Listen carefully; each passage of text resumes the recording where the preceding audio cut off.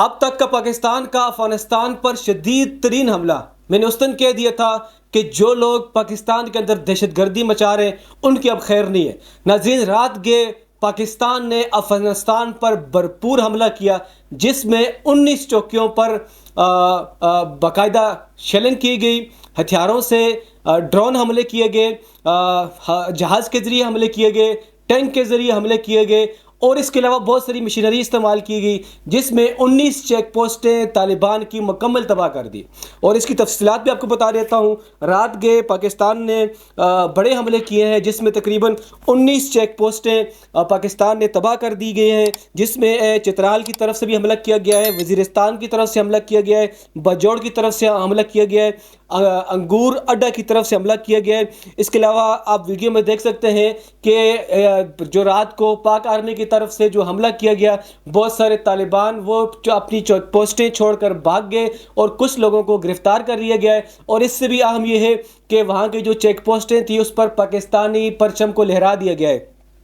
تو رات گئے پاکستان آرمی نے، اور جو قبائلی ہیں، قبائلیوں نے اب ہتھیار اٹھا لیے ہیں۔ وزیرستان کے جو قبائلی ہیں، جو قبائلی جتنے بھی علاقے ہیں، انہوں نے اب ہتھیار اٹھا لیے ہیں۔ انہوں نے کہا کہ یہ جو دہشت گردی افغانستان کی طرف سے آتی ہے، جو ٹی ٹی پی کی طرف سے جو دہشت گردی پاکستان کے خلاف جو کارروائیاں کی جاتی ہیں، اب اس کا ہم بھی منہ توڑ جواب دیں گے۔ تو ناظرین، اس وقت کی سب سے اہم اپڈیٹ آپ کو دیتا ہوں۔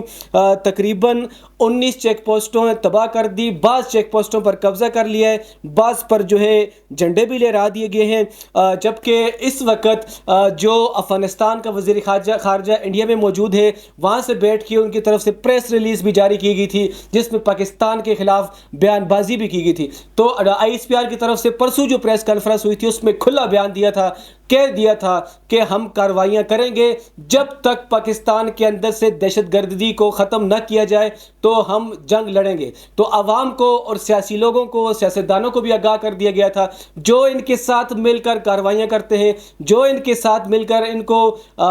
رچاتے بساتے اپنے گھروں میں جگہ دیتے ہیں، تو ان کے خلاف یہ آہستہ آہستہ کارروائیاں شروع ہو چکی ہیں۔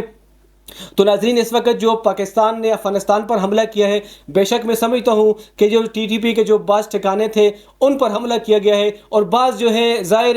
طالبان حکومت کو آگاہ بھی کر دیا گیا تھا کہ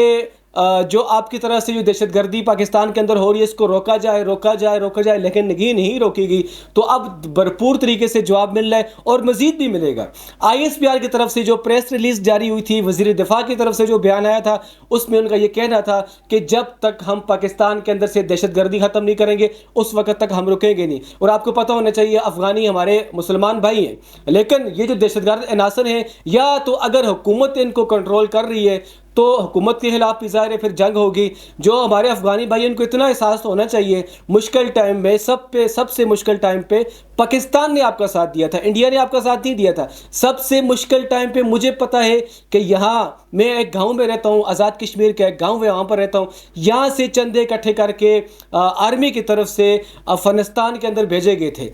جب سب سے زیادہ مشکل ٹائم تھا افغانستان پر، تو وہاں کے لوگوں کو پاکستان کے اندر لا کر رکھا گیا تھا۔ مشکل ٹائم پر ہم نے اپنے بھائیوں کا ساتھ دیا تھا، کوئی بڑی بات نہیں تھی، لیکن